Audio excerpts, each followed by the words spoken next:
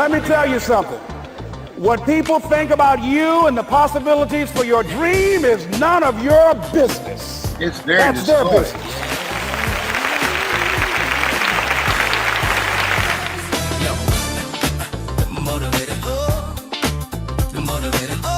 It's possible. I can have my dream.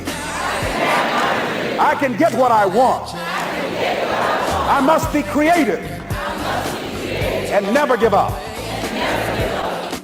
You are an unparalleled motivational preacher. And I use that word very intentionally. You have a way of conveying a message with such chills inspiring, goosebump giving power. It's really, really extraordinary to witness, and becomes all that much more powerful knowing that you didn't start there, that wasn't sort of naturally, your beginning.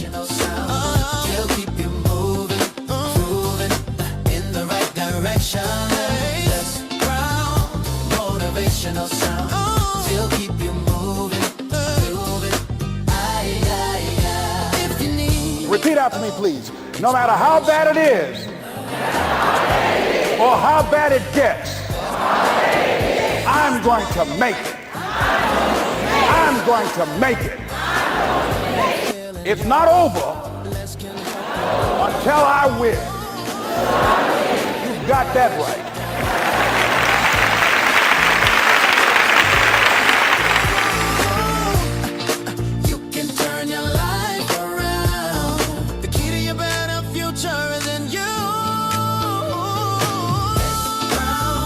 Motivational sound. It'll keep you moving, in the right direction. This ground, motivational sound. What fears that I'm allowing to imprison me, that's keeping me from breaking out, that's keeping me from living up to my true potential, that's keeping me from really being happy? What's keeping me from controlling my destiny? Because in order to do something you've never done, you've got to become someone you've never been. And you've got to have a mentor who's experienced, who's been there, done that, because you can't see the picture when you're in the frame.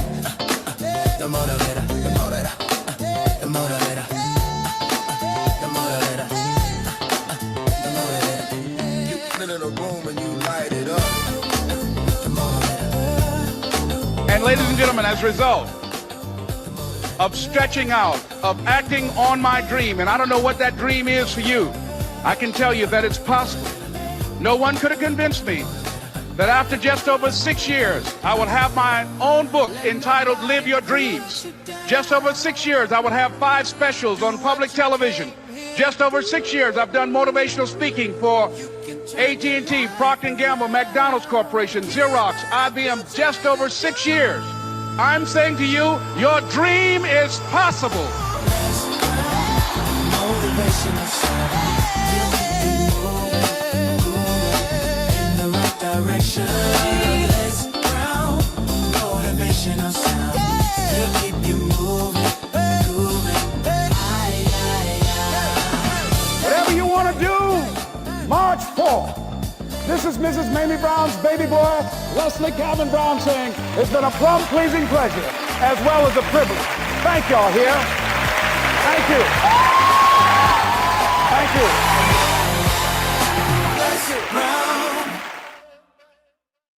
Wow. It's interesting when I look at these old videos of me. I've gone through some stuff, and there are people going through some stuff right now. Listen, I've got a special message for you, and I want to ask you, are you interested in a message on how to get through these dark times? We're living in time, it seems like every day there's something. Every day there's listen, I'm 81 years young. I'm not 81 years old, no. I'm 81 years. I've been on the planet for 81 years. This has been the most chaotic, disruptive, toxic interruptions I've seen on a regular basis in my 81 years on the planet. And the reason I'm giving this message today, and I want you to help me, I want you to let some people know, and not everybody, only the positive people. People are looking for a breakthrough. People are looking for how to make it during these dark times. I want you to have them, notify them to listen, so we can build an audience of positive, motivated people. And what I realize is the quote that got me is, evil prevails when good men and women do nothing. When we're constantly being inundated with toxic, bad, disruptive news and information every day, that we need to have some pushback. Let me see some signs from you if you agree with what I'm saying. Because I remember something Bob Marley said. He was injured right before a concert, and a reporter asked him, say, look, you're Bob Marley. Why didn't you take tonight off? People will have understood. And he said, people who do evil in the world don't take a day off. Why should I? Wow. Wow. And people who are doing evil, they're working every day. And I'm not going to sit back and be a witness. No. And if you agree with me, let me see some thumbs, some flames, or something. I got a message for you. Now, let me share something personal. I was going through a dark period in my life. And I just seemed, it seemed overwhelming, the time that I was going through. I just lost my job at WVKO radio station in Columbus, Ohio. The general manager didn't have the courage to face me, so they just changed the locks on the radio station. But I convinced the engineer to open the door anyhow, and would order. And I said to my audience in Columbus, Ohio, this is Les Brown. There'll be no music today. And I talked for about 3 hours. And no music, and just talked about what I was dealing with. I had editorialized against police brutality. There was an incident at the Kahiki restaurant on Broad Street in Columbus, Ohio, where this couple had been beaten by police, and the Vietnam veteran, the father, was holding his 9-month-old baby. And let me show you how life works. I get a call a couple of months ago, but anyhow, I editorialized about that. And so they fired me, because during that time, there was no such thing as police brutality. Police could just kill you or beat you and brutalize you, and there are no consequences. And so I get a call, and the lady said, are you Les Brown? I said, yes, I've been looking for you. Are you the one who worked at WVKO and they fired you because you editorialized about a police brutality case at the Kahiki restaurant in Columbus? I said, yes. A man was holding his 9-month-old baby and they beat him and his wife? I said, yes. She said, I was that baby. Whoa. She said, I'm an attorney now, and I read an article about you, and my parents have died, and I was determined to find you. I was that baby. My father was holding me when the police beat him. Let me show you why I'm sharing this with you. I could have been quiet like everybody else, and just, well, that's the way it goes, and this is what they do. And I decided to editorialize about it, and I was fired. But there are things that happen to you at the time they happen. It appears to be bad. But have you ever had the experience of something that happened to you that years later you look back and you say, whoa, had that not happened, I wouldn't be who I am now. And that's true. Had they not fired me, I would not have been a community activist. Had they not fired me, I would have not become a state legislator and was elected to the Ohio legislature 3 terms and passed 14 bills. And the 3rd term, my mother became ill and I resigned to go back to Mamie to take care of her. Had they not fired me, I would have not gotten into motivational speaking and spoken to over 3 billion people around the world. And I'm saying to you that there are things that happen in life, and one of the quotes I love, in life, you will always be faced with a series of God-ordained opportunities, brilliantly disguised as problems and challenges. Just think about that. Brilliantly disguised as problems and challenges. They're things that we will go through that are God-ordained opportunities, brilliantly disguised as problems and challenges that create an opening for us to discover the next greatest version of ourselves. Those things that happen to us, that they bring something out of you. They won't, you might bend, but you won't break. Do you understand what I'm saying to you? And this is place where we are right now. Stony the road we trod, bitter the chasing rod, felt in the days when hope unborn had died. And during this time, this is a time that we have to stand. Therefore, take unto you the whole arm of God, that ye may be able to withstand in the evil day, that having done all to stand. Let me see some flames if you're ready to stand. If you can feel a brother up in here. These young folks say, can you feel me? So let me tell you what I did, and something I'm going to suggest that you do. Sometimes you have to reset. I want you to write this down. Let me tell you what happened. I was going through this depressing time. I had lost my job. I had a little small apartment in Columbus, Ohio. And I was staying in an apartment at Crossroads Apartments in Columbus.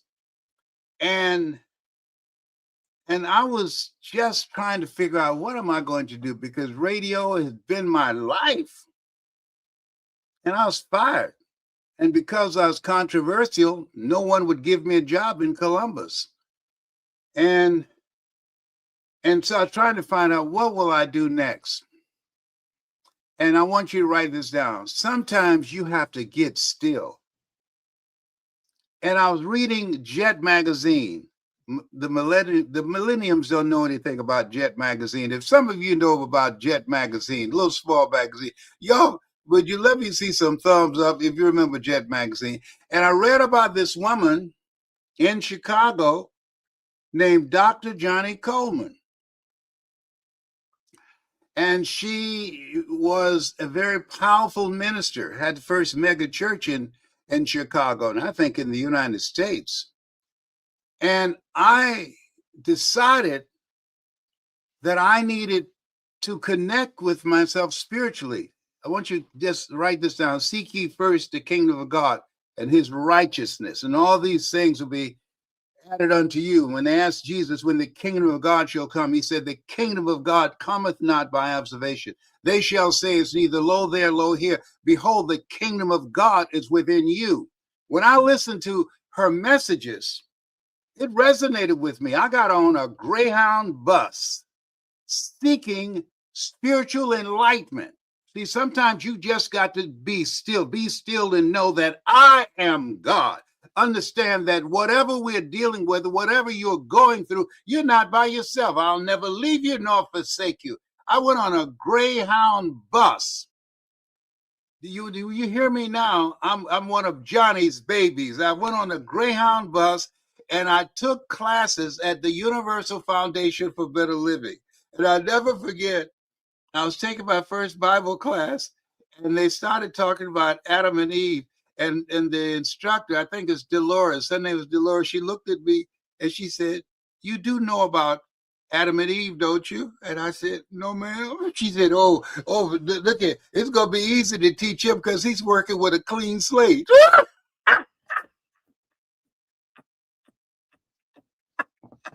Oh my goodness. Oh my goodness. So when they taught these classes and then I had a chance to go to the service. I was taken with Mrs. Carmen Obi, one of Johnny's friends. She volunteered to allow me to stay with her, and she and Johnny had known each other for years. And I was going to class, and I just wanted to learn. I wanted to get to know myself. I wanted to know scripture. And I realized, this is something I want you to write this down. Man's belief in God is measured by his belief in himself. Come on, don't miss that. Man's belief in God is measured by his belief in himself. There are people who believe in scripture, but they don't believe in themselves. And what resonated with me with Dr. Johnny Coleman's message, her swagger, her boldness, her communication skills. And I'm going to share a message with you by her just so you can get a glimpse of who I'm talking about, because she was a bad somebody up in here, that she taught me how to begin to look at myself differently. See your identity, how you see yourself. We've been programmed to be focused on life after we die. She was teaching me and others and thousands of people how to live life right now. Behold, the kingdom of God is within you. And so when she spoke, I felt it. It just gave me chills when she spoke. She fired something up in me. And so I resonated with that, and I took time to get still. My family, everybody, where's Les? He got on a Greyhound bus, went to Chicago, went to hear some lady named Dr. Johnny Coleman in Chicago. He said he needed to develop a closer relationship with God. They said, I don't know, I think he's lost his mind.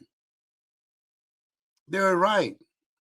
See, sometimes you got to lose your mind. Let that mind be in you. See, that the mind that you have now, if it's not serving you, if you have the same thoughts, if you're making the same choices and you're around the same people and your life is not moving, you've got to make a choice. You've got to be willing to die. I must die daily. You must die to who you are to give birth to who you must become. I had to die. That Les Brown had to die to who he had been up to that point to give birth to who you see right now. And I'm still growing. I'm still developing. I'm like the lady who said, Lord, I ain't what I want to be, ain't what I'm going to be, but thank God I sure ain't what I was. If this is resonating with you, help me out. Would you please let some people know? People need to be exposed to some positive messages now more than ever before. Just email people, call some people, text people, but let them know. So Les Brown is on. Johnny Coleman's baby boy. Shout out Johnny baby. So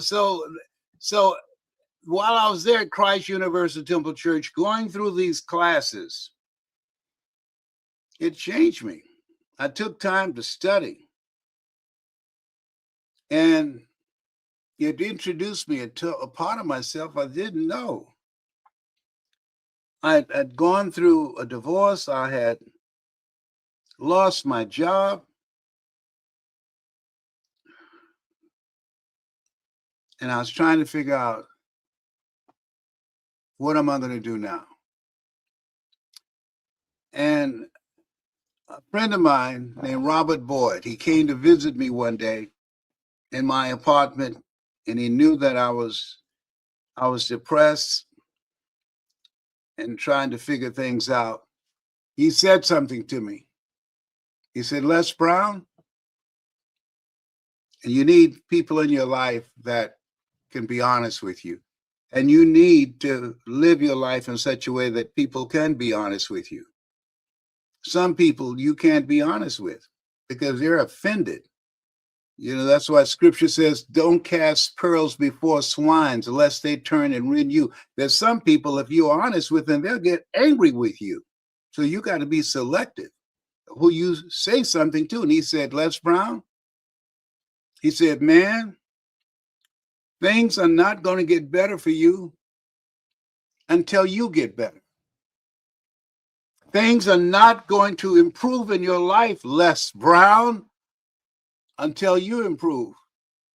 That's all I got to say, man. And he left. Wow. And that stayed in my mind. Things are not going to get better for me until I get better.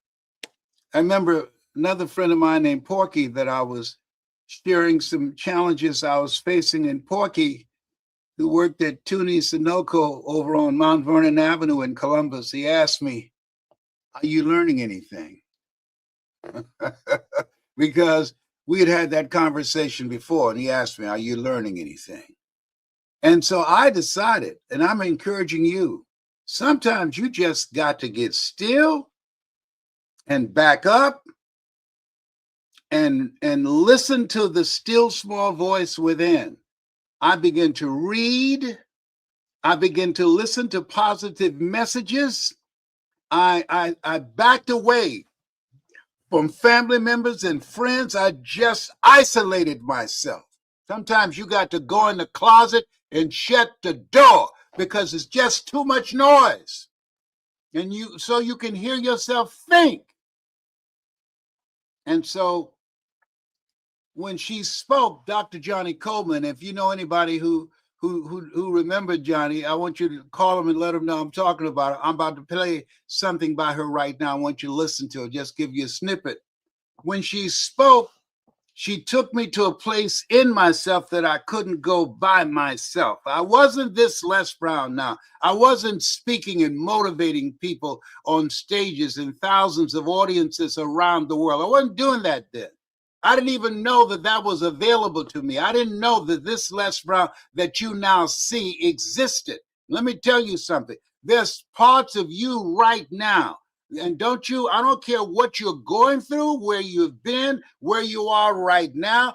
Don't be down on yourself. You don't know enough about yourself to be a critic. There's some things that you can do that eye has not seen, ear has not heard. There's a reason that Willie Jolly said a setback is a setup for a comeback. You have comeback power. I am the comeback kid. I'm telling you what I know. I'm telling you the things that you have gone through, where you are right now. There's a power in you, the divine nature of who you are, that's able to rise above that. You've been given authority and dominion over everything, not some things, over everything. And this is the time we have to think from the place of dominion, because you got it like that. And so when I saw this lady, I'd never seen a woman speak like her. Mamie Brown, she could talk, but this was a whole other level up in here. And told her, let them get a glimpse of Dr. Johnny Coleman.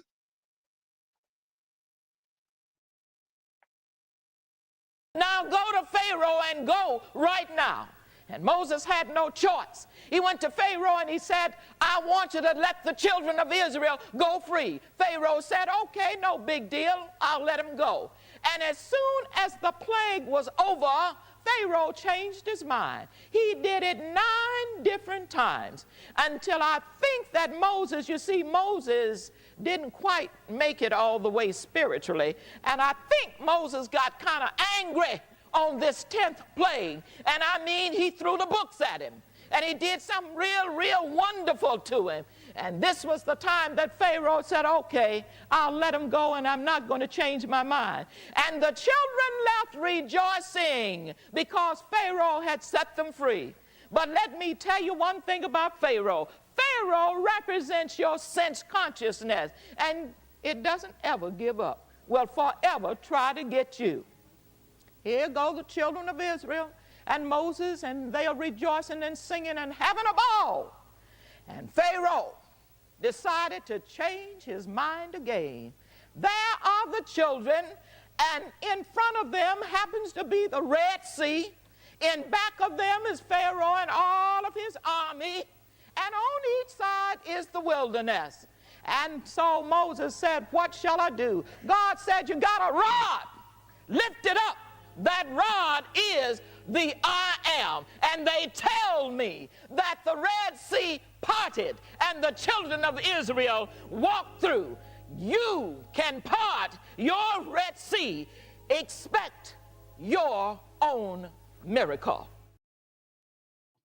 Now, that's Dr. Johnny Cole. That's a little snippet. She was a bad, electrifying orator and speaker and teacher. And I admired her. And one of the things I encourage you when you're going through a tough time, make a conscious, deliberate, determined effort to develop relationships with people who are where you want to be. Make a conscious decision to get away from people that are toxic, that are negative, that are not doing anything, that's not going anywhere. Why? Because it will rub off on you. And that includes family. That includes your children. That includes friends that you've been kicking it with for a long time. Why?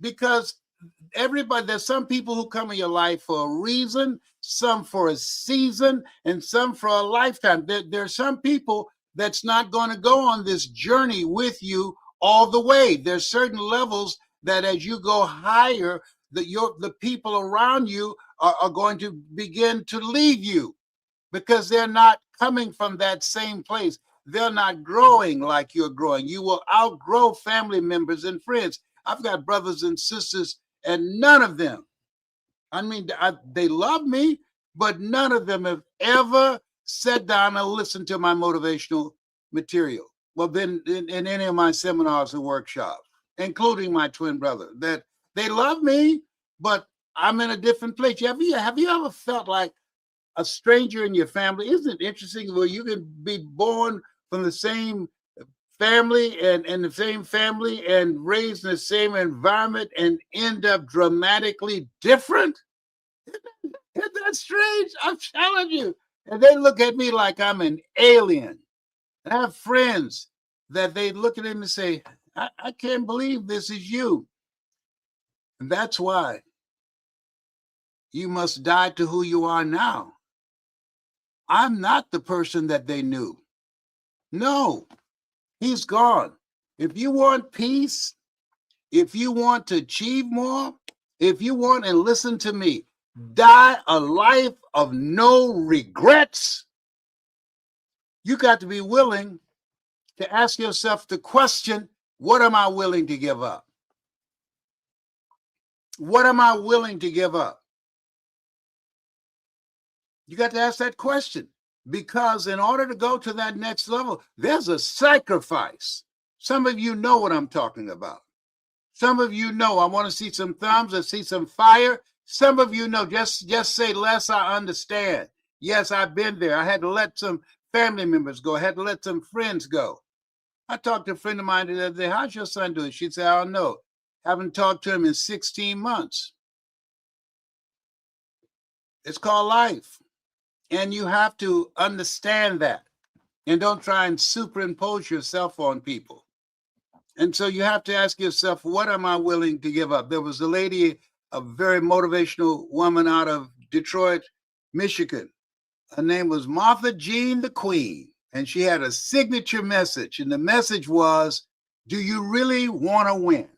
Some of y'all in Detroit remember Martha Jean the Queen. Just text me and say, I remember the Queen. Martha Jean the Queen. She was a bad sister up in here, up in here. And so it's important right now. I want you to write this down. Protect your peace. It's important to look at your relationships and ask the question, what is this relationship doing to me? That's important. I'm encouraging you.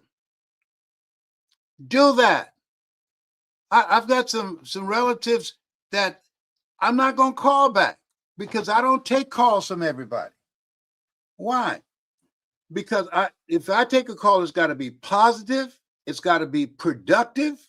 It's got to be something that's meaningful, something that's in alignment with what I'm going to do. It's got to be something that's fun. There are people in my life, family members, who do marketing strategies. They'll call me 3 or 4 days back to back. Hey, how you doing? Great. Oh, good to see you. I see you all on the internet. You're doing real good. And then after about the 3rd or 4th call, hey, I'm going through a tough time. Can you let me hold something? Y'all know what I'm talking about. Don't, come on. Do you feel me? Don't play like you don't know what I'm talking about. You've had those marketing strategies. Write this down. Don't be the go-to person for people you can't go to. Because none of them that call me and and I've done it for years. If something happened to me, I can't go to any of them. Don't be the go-to person for people you can't go to. Now, I like something Jan Levant said. Give to yourself until your cup runneth over, and then give to others from the overflow. Sookie, sookie, sookie. Come on, somebody. Listen, there are people who need to hear this, need to hear what I'm talking about beyond what's happening with Iran and all the other stuff that's out here right now. And reach out to them and say, Les Brown talking right now. He on fire, honey. He talking about how to get through these dark times. And part of what you have to do, you got to walk away from some people, walk away from some relationship. You've got to give up certain behaviors, certain habits. Why, Les? If you're going to go to the next level, what is your vision for yourself? How do you see yourself? Because people without vision of how they see themselves in the future, their potential greatness dies with them. Dr. Miles Monroe made a point. Rob the cemetery of your greatness. Rob the cemetery of your potential. Rob the cemetery of your dreams. Rob the cemetery of the life that you're supposed to live, a life that matters. Make an intentional decision to live a life of no regrets. Told my grandchildren, got 15 grandchildren. Papa, they call me Papa. What is it you want us to know as we go into the future? Live a life of no regrets. Live your life the way you want to leave your life. Now here's something else. As you look at yourself, have a goal and a dream. Find something that you can do that resonates with you, whatever that is. My mother used to go fishing and would take us going fishing with her. She had something that she did. She looked at The Price is Right, and Animal Kingdom. She had certain soap operas she watched and certain programs. She said Bob Parker was her husband. But she loved to go fishing. Mama used to love to cook. Mama would bake a sweet potato pie so good you couldn't eat it with your shoes on. You had to take your shoes off so you could wiggle your toes. Maybe Brown was something else. And she just loved talking to people. She loved meeting people. That's why people call me Mamie's boy, who knew Mama, because she said, Mamie, that boy Leslie, he just like you. And so I love people. And so I found something that I can do that resonates with me. I have a friend, she loves to write, and she since passed, and she left a note and told her daughter, Marcy, tell Les Brown, life don't owe me any change. Come on, somebody. Her name is Vi Clark. I had her as my radio host playing jazz on Sunday, and the first female personality on radio in Columbus, Ohio. Life don't owe me any change. That's where I'm living my life. Life don't owe me any change. I ain't through yet. And one of the things that Dr. Johnny Coleman said, that how old I am is none of my business. And so there are many people who have checked out. My friends call me, hey man, I said, you still doing it? I said, what are you doing? Oh, I've done all I'm going to do. Oh, you making a phone call from the cemetery? You could take a dirt nap and wake up and call somebody you went to school with? Come on. You still got a pulse. Find something that gives your life meaning. People with no goals and dreams die sooner than people with goals and dreams. You're here because of God's grace and mercy. You're here, which means that God is not through with you yet. You're here because there's something in you that the world still needs. Don't take it to the cemetery. So challenge yourself. I don't know what to do. Well, figure it out. There's a reason we're taught walk by faith and not by sight. Figure it out. Find something. Volunteer. I didn't know what to do with my life when I got fired from WVKO.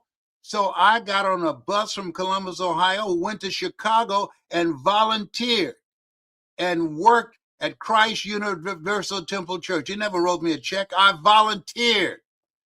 I wanted to be around people that were making a difference. I wanted to be around this woman who was an electrifying speaker and watch her and learn from her, Dr. Johnny Coleman.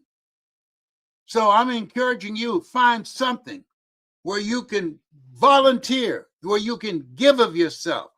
We're here. We're the greatest among you will be your servant. You're not through yet. You still got a pulse. I got a friend named Pauline Ahi. Pauline don't have arms or legs. I met her in the airport at the Hilton, no, it was a Marriott Airport hotel. I followed her around, saw her being rolled around on this device that she has, and started talking to her. Said, "You got a voice." I heard her talking to people on the telephone, and now she's speaking and motivating people and training speakers. I remember I had the seminar, and she was there, and I told people, write down 10 things that you see that are 10 challenges that you're facing in your life right now, and then discuss them with the table, and I'm going to give you a process on how to get through it. And I noticed at her table, nobody was writing. So I came over to the table and said, "Why aren't y'all following the directions I just gave you?" They said, "Well, we wrote down some things, but we noticed Pauline didn't have anything on her paper." And we asked her, "Pauline, why haven't you written down the things that's challenging you?" And Pauline looked at him and said, "I don't have any challenges." They tore her paper up. Say, "What? You don't have no arms? You don't have no legs? And you don't have any challenges?" Shakespeare said, "Nothing is neither good nor bad, but thinking makes it so." How you see your situation is very important. And so I want you to write this down. Feed your faith and allow your fears and negative thoughts to starve to death. There's something, I don't watch the news. I was checking my blood pressure. I was watching news, and I saw my blood pressure going up. I had all kind of aches in my neck and my shoulders. I go into a chiropractor, and soon as I stopped watching the news, after a few weeks, I don't have those things anymore. People say garbage in, garbage out. No, garbage in, garbage stays. And it shows up in physical illness. I'm telling you what I'm talking about. I'm telling you what I know. I've been on the planet for 8 decades. I'm 81. And I'm not through yet. I still got the fire in my belly. I still feel that God has some work for me to do. And this is a part of it. You are still here to do the greater work. These things ye shall do, and greater things shall ye do. What is that? Who are you? Most people don't ask that question. I didn't know who I was. I thought I was a disc jockey. That was the profession that I had. I know my name, but who are you, Les Brown? I had to take time to get still and to go within. The kingdom of God is within you, to discover the true nature of who I was. You were chosen. You are chosen. 1 out of 400 million sperm. You are a masterpiece because you're a piece of the master. I see people on television, they shout, and they got all these new shouting dances. They do more dancing in church now than in nightclubs. And I mean, they got some smooth moves. I can see if they got some moves up in here, up in here. What we're going through now, you can't dance your behind through this stuff. This is the time that we have to learn. I'm learning artificial intelligence. I'm leveraging it. There are people thinking about, oh, we're going to be replaced. Are you kidding me?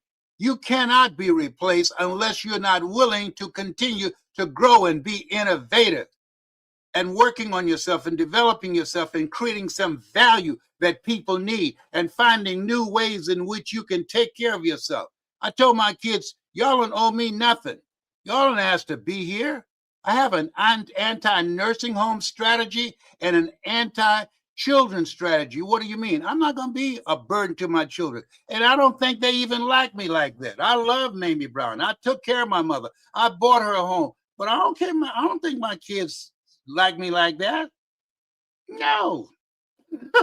And I saw this message, Brene Brown, and says, nobody's coming. So I'm taking care of myself because nobody's coming. We have the ability to be intentional and do forward thinking, to be independent and to take care of myself. I'm still making a difference. I'm still changing lives. I'm still impacting people. And you have it like that too. You've got art in you. You've got books in you. You've got skills in you that the world still needs. If you understand what I'm saying, can I see some flames up in here? Let me know. Can you feel a brother up in here, Let me know. If you can feel, I want to see some of the things that you're saying. Here's something else. When you look at your life, make a list of what matters to you. See, I have this in my studio. And the reason I have this award, I got a lot of awards. Well, this means the most to me. Why, Les? Because this was given to me by Cancer Treatment Centers of America. 39-year, 4th-stage cancer conqueror. 39 years ago, no, it's 40 years now, I was diagnosed with 4th-stage cancer. And so they gave me this award. I go to, well, they're now called the City of Hope. I like that because when there's hope in the future, that gives you power in the present. And it reminds me, we all have an expiration date. Nobody's figured out how to get out of life alive. I mean, I'm telling you, I don't care if you cute, I don't care if you tithe, I don't care if you got the best shout dance and can sing, your bun's leaving here. And as you get older, I call to talk to people and they say, oh, Les, they're gone. Gone where? They died. Oh my goodness. I remember Percy Oliver out of New York when I was working at WBLS radio station. He's the man that set up the meeting between Malcolm X and Dr. Martin Luther King, and they debated each other in his law office. And I asked him, I said, how are you doing today? And I remember what he said. And I think I was in my 50s at that time. He said, well, I'm just thinking, all of my friends are dead and gone. Wow. And a lot of mine are gone. And so I have a list of things that I want to do, that I'm going to do before I leave here. A good man leaves a legacy for his children and his children's children. I remember Steve Harvey went with a friend to visit their grandmother, and the grandmother asked his friend, do you know your grandfather's name? And the friend said, no. And she said, because he never left you anything. I want my grandchildren to know my name and my great-grandchildren because of the impact of my life. There's some people that when they die, after 2 weeks, there's no conversation about them because they didn't live a life of impact. When you think about it, we were chosen out of 400 million sperm, that God had a lot of choices. And he said, I want that one, and I want that one, and I want that one, and I want that one. That says to me that we are here to do the greater work. That says to me that as long as I got a pulse, as long as I'm breathing. I had a friend, a lady that was one of my most inspirational people to communicate with. She was blind. She was a quadriplegic, and she had a multi-level marketing organization that she's involved in. And she recruited people by somebody dialing the numbers and putting the phone up to her ear. on her bed, couldn't see, quadriplegic, but she was building a business. She was still making impact. And you got people sitting around looking at Netflix or gossiping or talking about what's in the news and paralyzed in a life of mediocrity. There's a book that came out, Average is Over. This is no time to be average. This is no time. The people that are working against us, the people that are trying to take away our ability to vote, that take away our ability to fully express ourselves in our greatness, and deny our children and our children's children the opportunity to live an expansive life and to live their dreams. They work day and night. They work day and night. And you have to have a made up mind, and trust me on this. There's nothing as powerful as a made up mind. I'm telling you what I know. I'm telling you. And when you look at the fact that you can hear me, you're still here. There's something in you. There's something, that other part of you, that the two people in you that are listening to me, your conscious mind and that inner divine nature of who you truly are, that's listening. That next greatest version of yourself. I'm not a religious person. I'm spiritual. Religious people are afraid of going to hell. Spiritual people have been there. And to me, hell is what you experience when you die and you meet the person you were supposed to become.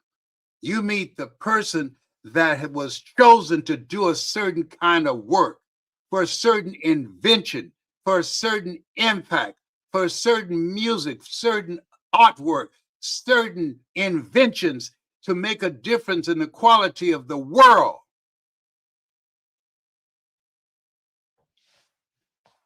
That's what hell is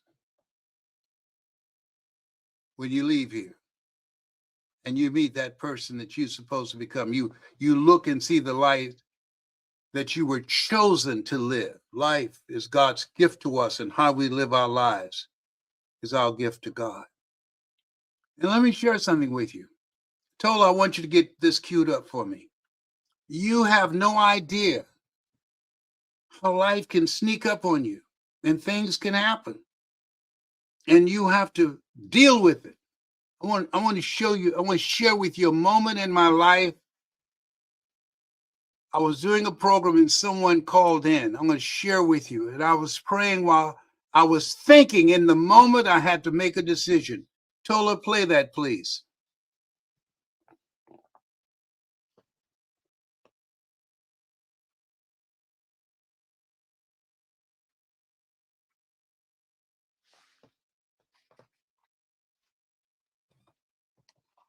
I think he's queuing it up.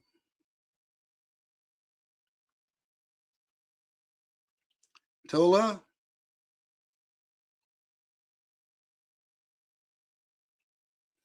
I have got to get all the instruments here. This is the part that's about to make me lose my mind up in here. I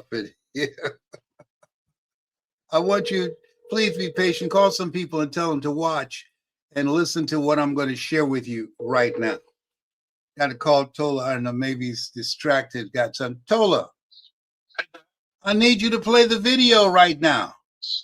Yeah, my internet connection is not working, but I'm trying to get it fixed right now. Oh, your internet connection is not working. You see why I've got to, this is why I got to do the stuff here in the studio. Wow. Yeah, absolutely. Oh, man. So are you going to have it fixed anytime soon? Yeah, I'm confident. How long? What did he say? I should have it fixed in the next 5 minutes or less. Okay, good shot. All right. Thank you. All right, working on Yeah. it. Yes, Okay. sir. I want you to notify some people. This is going to be jarring for you. I want you to let some people know. And I'd like for you to ask me some questions too, and just give me some indication if what I've been sharing with you, is it resonating with you? Am I making sense? Do you agree that these are some very dark times, disruptive. Every day, it's something. Every day. In the last 9 months, just over 700,000 African American females have lost their jobs. Every day, there's something. And when you look at the businesses that are going under, millions of people are losing their jobs to artificial intelligence. People are feeling, I don't matter, feeling obsolete, feeling they're being discarded, feeling they're being left behind. Every day, this is a different place. And this person that I'm going to share something with you, she was going through a dark moment. Okay, Tola, play it.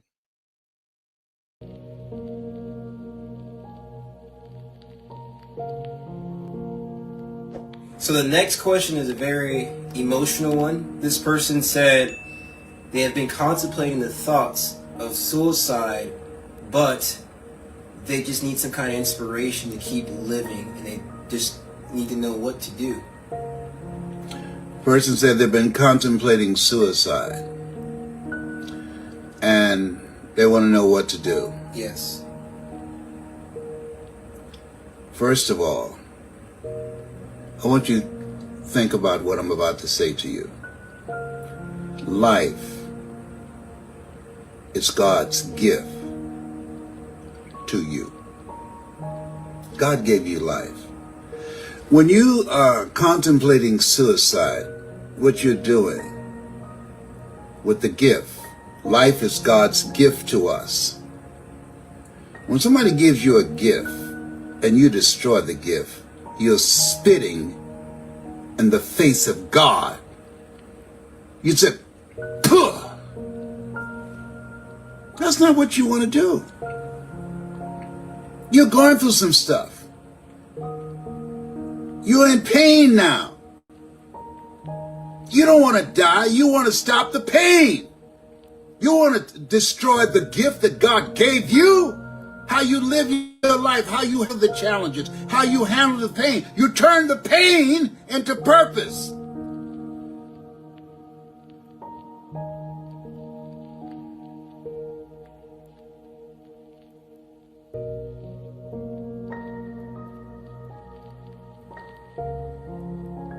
That's what you do. All of us get tired. All of us have pain. All of us have moments where we feel, I can't deal with this anymore. No. Don't spit in the face of God. Don't say to God, you made a mistake when you chose me out of 400 million sperm. You got something. God saw you out of 400 million sperms. God chose you out of 400 million sperm. There's something in you that God chose you to bring to the planet. You were born and preserved for such a time as this on this day. This is a God moment. I dare you deprive us of what the gift that God put in you. No. No.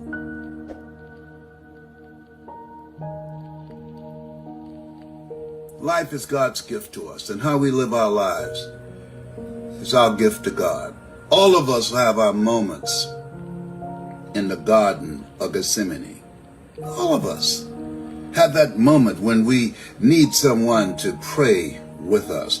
All of us have the moments in our lives where we ask, what is this all about? Why am I here?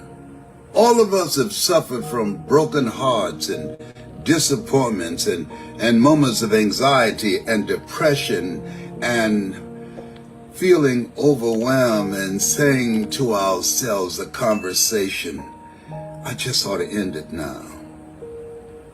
No. No. I'm encouraging you. Ask for help.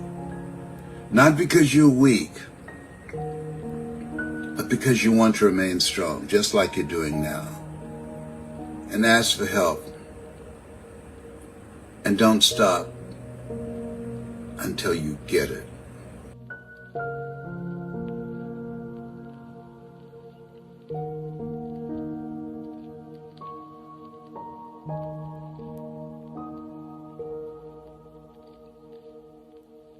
I was doing a radio show, and a lady named Shirley called me, and I knew it was in Columbus, Ohio, WBKO radio station.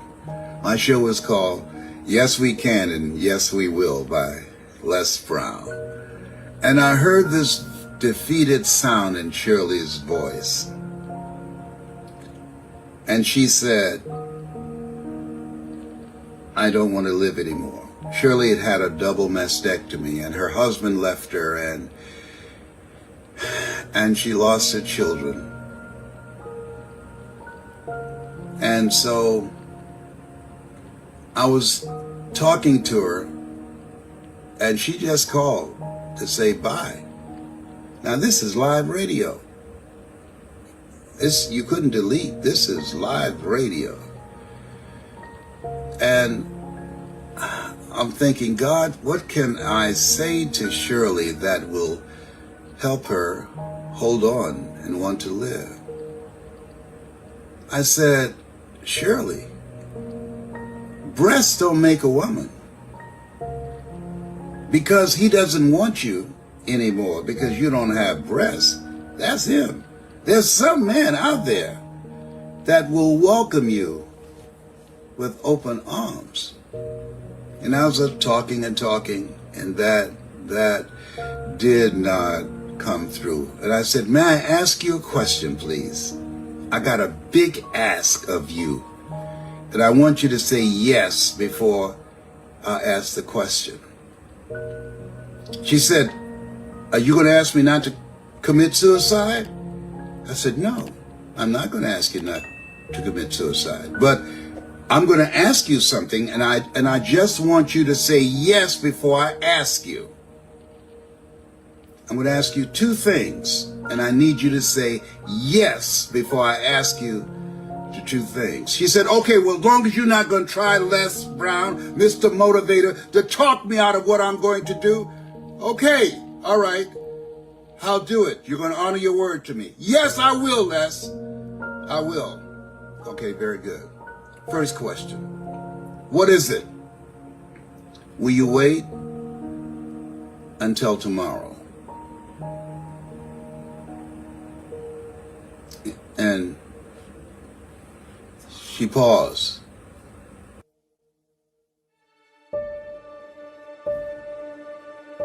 She asked me, what'd you say? I said, you said you're going to kill yourself. I didn't try and convince you not to do it. I just asked you, will you wait until tomorrow?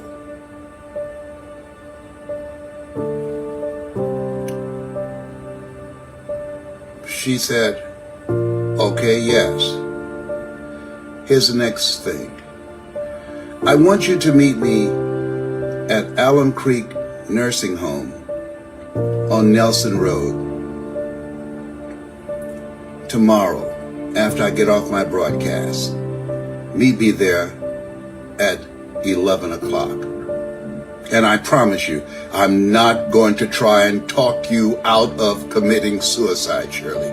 I give you my word. I don't want you to do it, but I'm reluctantly honoring what you want to do now.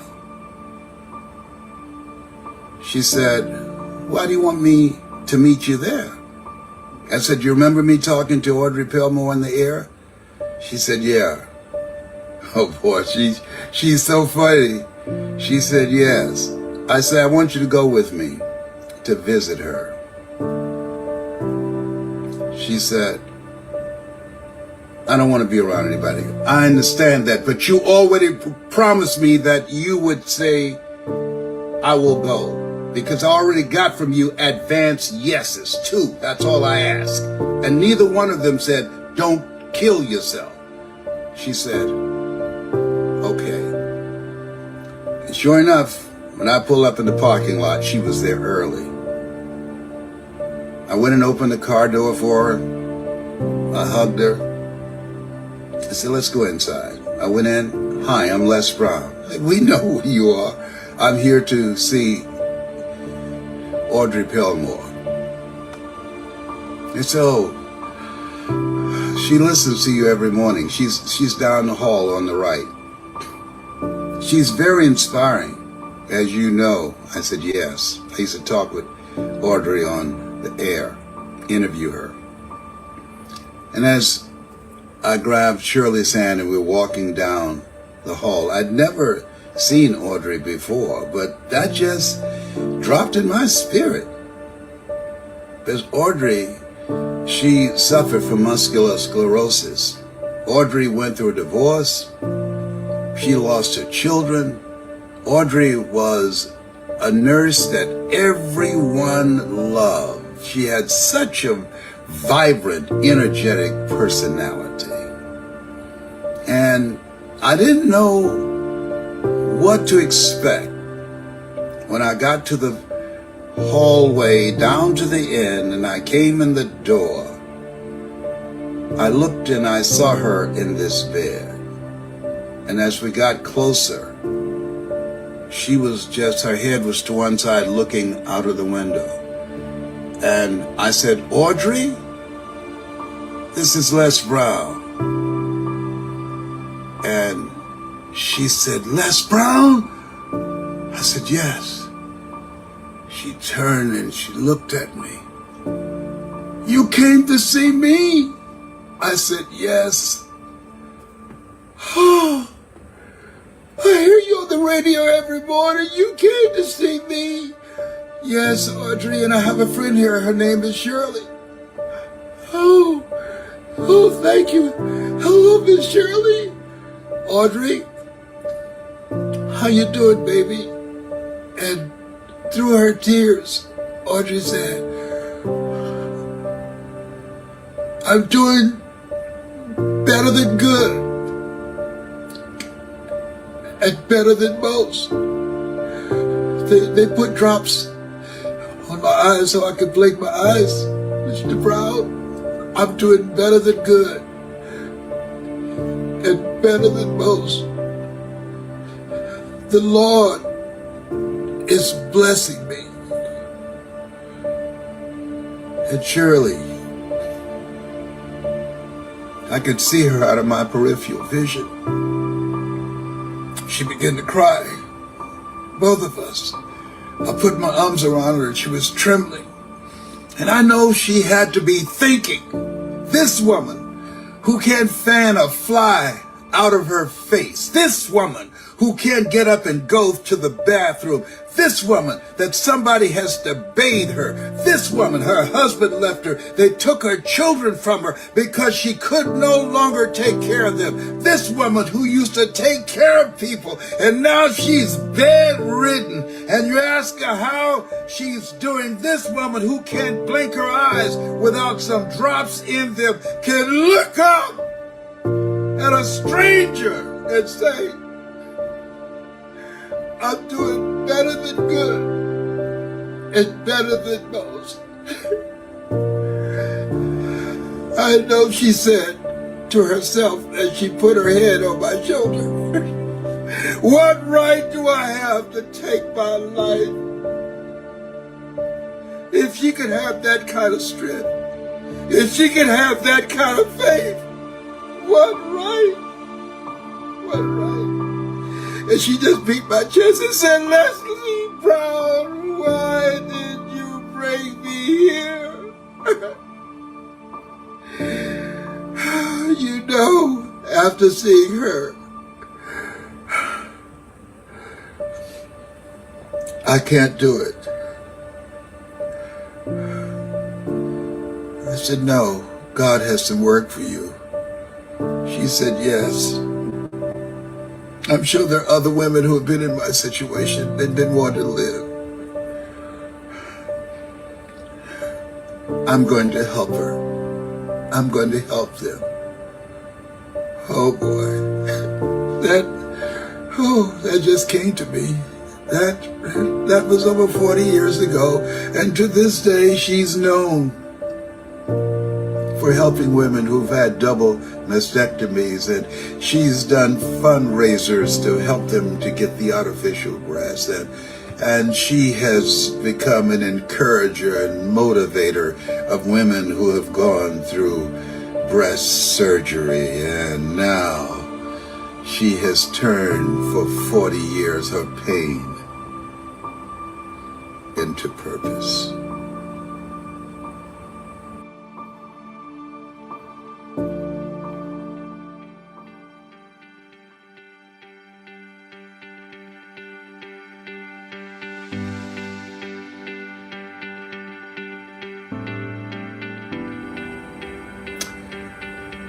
Whoever you are,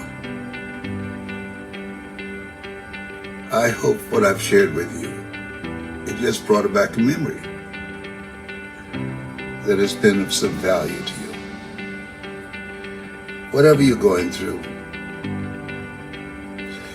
whenever negative thoughts try and creep in your mind, and they will, just say to yourself, in the sanctuary of your soul, all things work together for good for those who love God and for those who are called according to his purpose. Say in the heart of your soul, I'm doing better than good and better than most. Say in the pain that you're facing, I want you to say, Lord, whatever I face together, you and I can handle it because of you. I'm doing better than good and better than most. Do that for me, boo. I was going to talk for about 2 hours, but I'm messed up now. I can't, you done broke me down. You done broke, why you do that to me? Oh my goodness. Oh my God. Oh, okay. If you go ahead and do it anyhow, I'll never speak to you again. No, you didn't go there. Yes, I did. Oh, behave. God has worked for you. I'm looking forward to meeting you. I want you to press the button above the link and say, I the one. I'm the one. And I want us to have a private conversation. Would you give that gift to me? Give me that gift so we can talk. You and I and everybody listening to us right now were born and preserved for such a time as this. There are other people going through some stuff too. Do that. Just say, I'm the one, and I will know you. In the meantime, those of you that have been listening, I hope this has been. There's something in you this world needs after all. Don't spit in the face of grace when you're hurt. Don't call God mistaken, cause the pressure is worse. How you live through the fire. How you carry the load that you give back to God on this hard, holy road. Wait until tomorrow. Wait. Just wait until tomorrow. Hold on. Die, you wanna heal. This pain ain't permanent, this moment ain't real. Life is the gift and your living's the praise. Turn the pain into purpose, just don't quit today. Yeah. Let's say I know the garden Gethsemane nights when you beg heaven for answers, no sleep, no light. We all been broken, anxious, overwhelmed, asking why me, God, feeling lost in ourselves. But ask for help, not cause you're weak, but cause you're strong enough to reach. Don't stop knocking till the door opens wide. You ain't meant to carry this alone inside.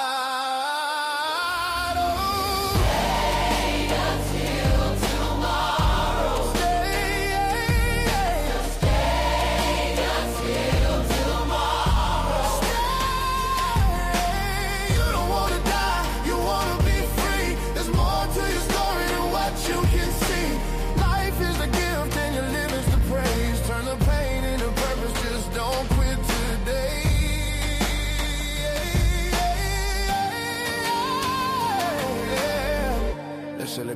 called Shirley on the line. Voice cracked, defeated, said she was done trying. Double mastectomy, husband walked away. She said, I don't want to live another day. I didn't preach, I didn't beg. I said, wait till tomorrow, that's all I said. Meet me at the nursing home, 11 sharp. Just come with me, just one more spark. She didn't want to be around, but that's true. But she already gave me a yes or two. We went to see Audrey laugh, still alive. And nobody said don't die. We just showed her life. Still breathing, still here. Yeah.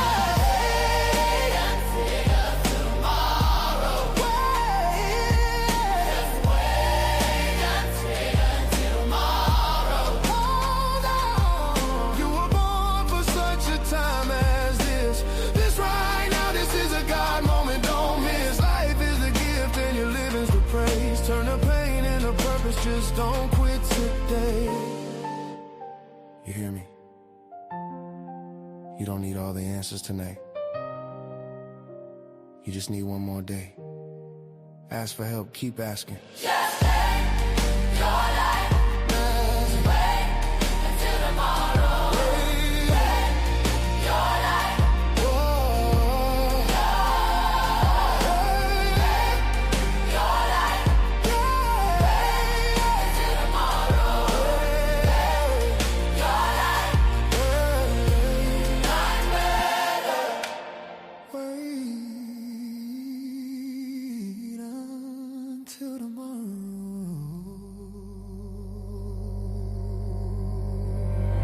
Listen.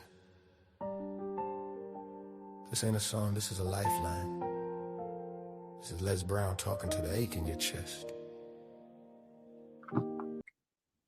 I like to, I'm looking to my right. There's no response. I'd like to get some response to those of you that heard that message that I just shared with you, and how you like the music that we complimented it with.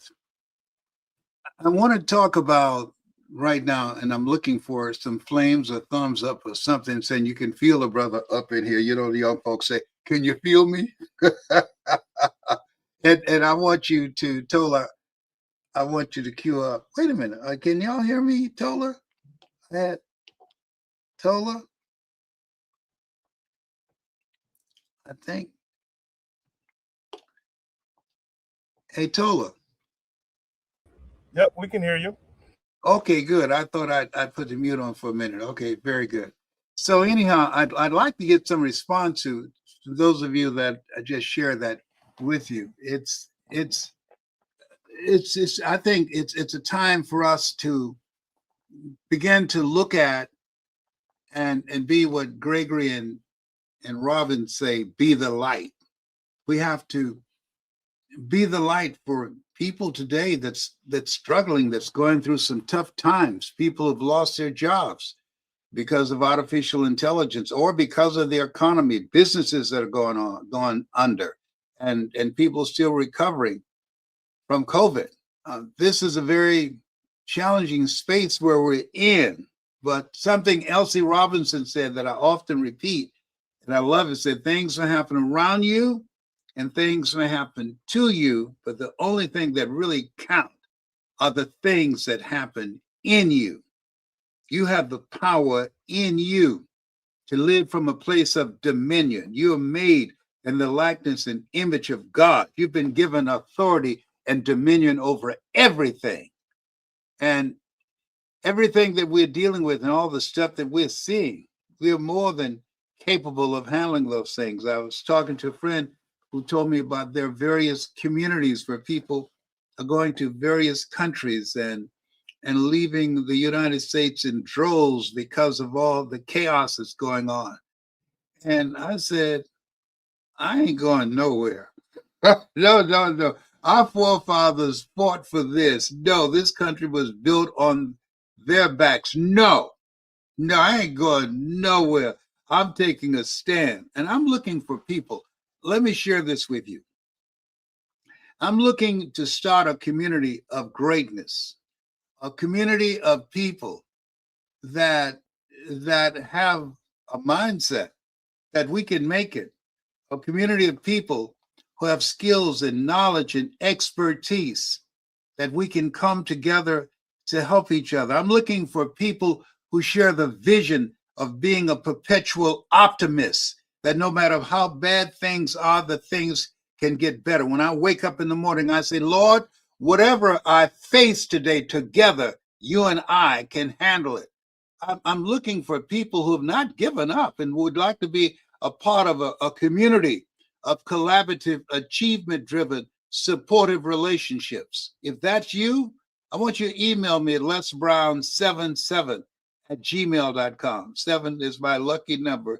lesbrown77@gmail.com. And what I'll do is send you some motivational material that you can pass to others. We have to, I believe, disseminate and put out positive messages that can overpower the negative, narrow, negative broadcasting that takes place day in and day out. We have to overcome that by putting in the work. Evil prevails when good men and women do nothing.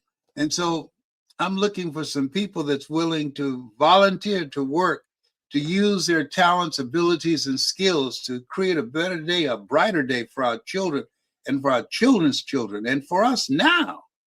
And I'm clear that you can't make it by yourself. And to me, it's a time to be a blessing to others. When I look at how I lost my job as a community activist, editorializing against police brutality, talking about things of maintaining the detriment of people in Columbus, Ohio. When I look at my life as a speaker, as a radio personality, used to have specials on public television, I still feel that there's more in me. One of my kids said, what else do you want to do? I said, I don't know. But I'm going to rob the cemetery of whatever else is left in me. My goal is to finish strong. How many of you want to finish strong? That you know that you're meant for more. You know that this just can't be it. How many of you feel like I feel? I want you to, let me see you email me or let me see your thumbs up, some flames. If you can feel it, brother, in your heart that, hey, no, I'm not throwing in the towel. No, I'm ready to be defiant and work against the odds, take no prisoners and eat the wounded. And I'd like to know if you got some value for what I've shared with you now, because this is the time you got to be hungry. Tola, to cue that up. I want you to know that whatever you're dealing with and whatever goals and dreams that you have, you got to be hungry. What do you mean by that, Les? People that are hungry are relentless. People that are hungry are unstoppable. People that are hungry know you will fail your way to success. People that are hungry know that life don't accept excuses. Life looks for results. People that are hungry know there's never been a statue erected for a critic or complainers. People that are hungry have the feeling as in Lion King, Simba, you're more than that which you have become. People that are hungry know that they're more than that which you have become, that life is not just about working 2 and 3 jobs, and by the time you Friday come around, all the money is going to the creditors. And you're so exhausted you can't even think. No. If you're interested, and I don't want to work with everybody. I just want to work with people who can hear my voice. He who has ear, let him or let her hear. That if what I'm saying resonate with you.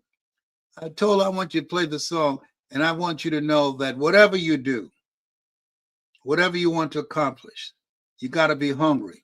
I want to see some messages from those of you. I can see my computer. I want to see some messages from you. Play it now, Tola, please.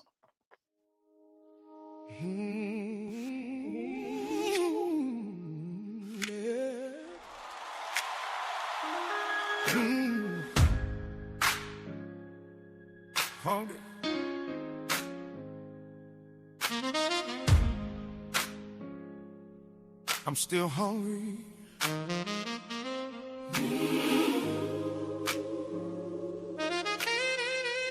Oh.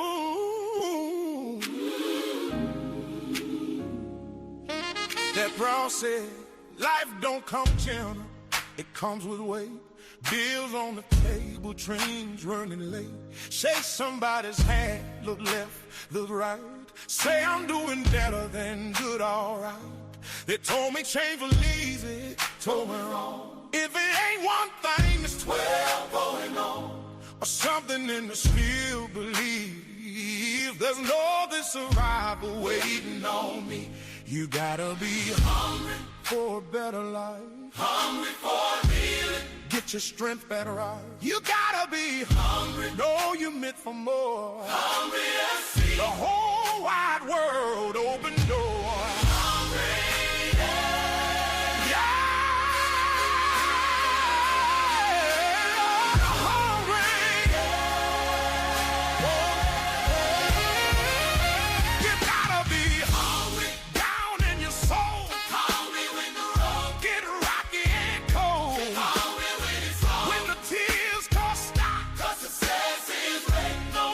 Side.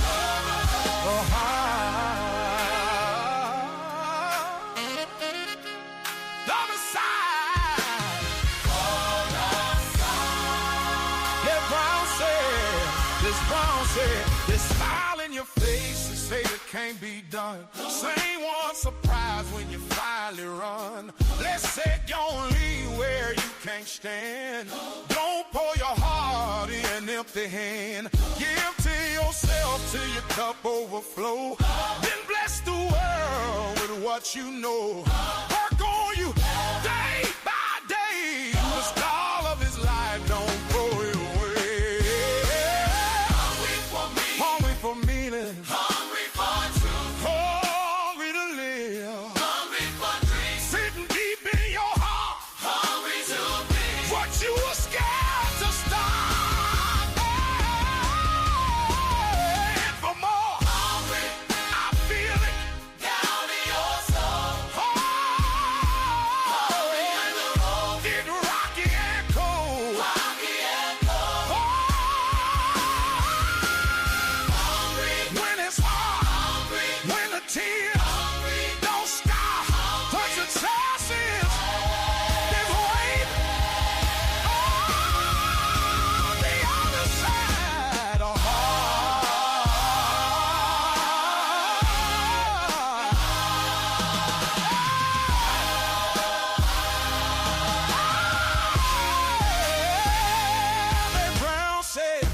Voice in your head say you can't survive. You gotta stand up and talk back this time. I had to hush fear, had to hush doubt, had to say I'm doing this. I got no out. Life is hard, yeah, we all agree. But hungry folks change their destiny. Let's crown boys in my spirit saying use what fits, let the rest keep playing. Hungry for abundance. I'm still standing. Still hungry. Hungry for abundance. I'm still standing. Stay hungry. Stay hungry. I'm still stay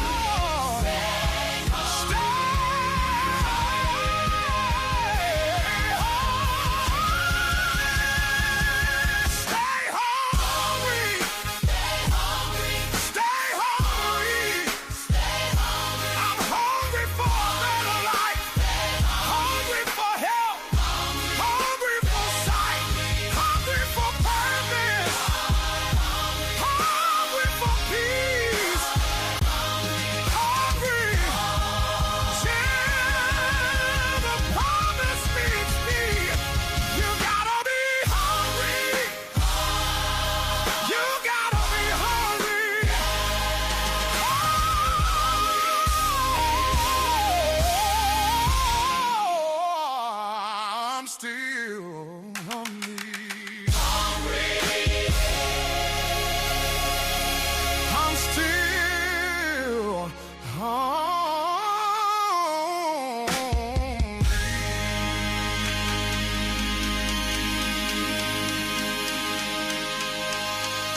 gotta be hungry. You gotta be hungry.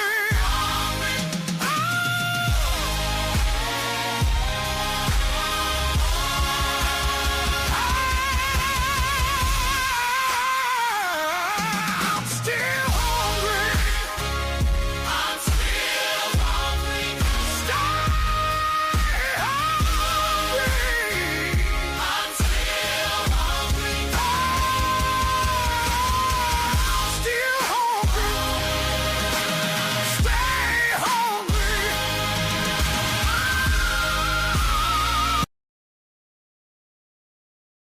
Wow.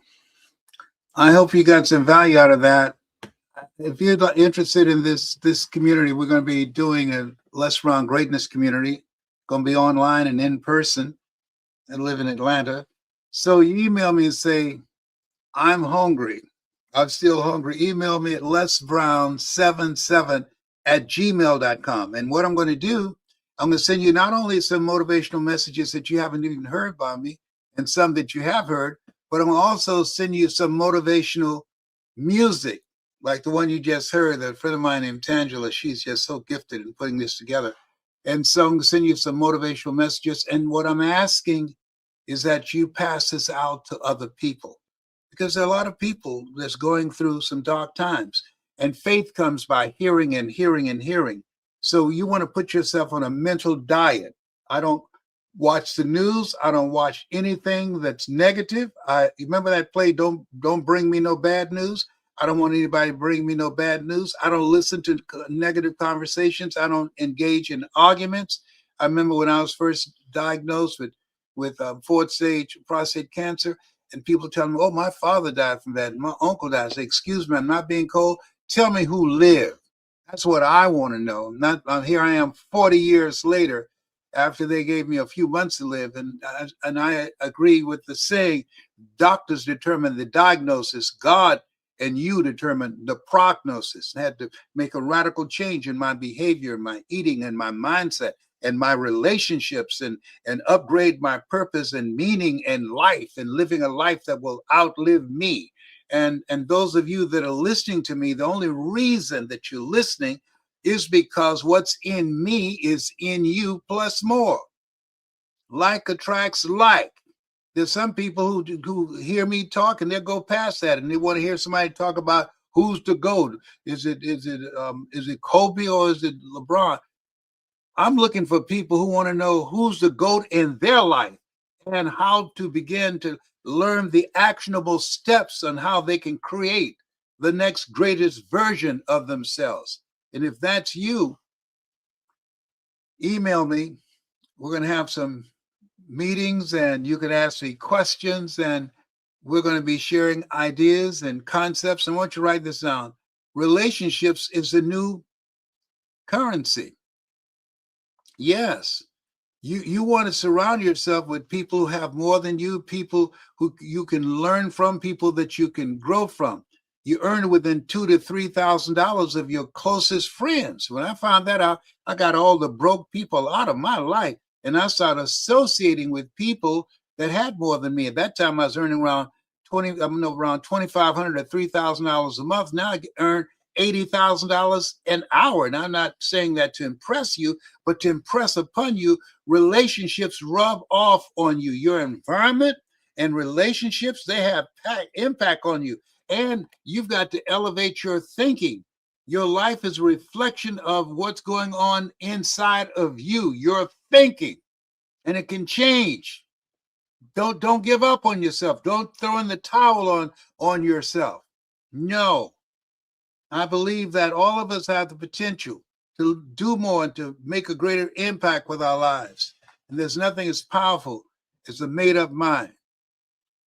And so I hope that you got some value, but email me if you can feel a brother up it here. lesbrown77@gmail.com. lesbrown77@gmail.com. Send you some motivation materials, some motivational music. And I'm going to let you know when we're going to have some group meetings on Zoom and in person here in Atlanta. I want to be in the room with you.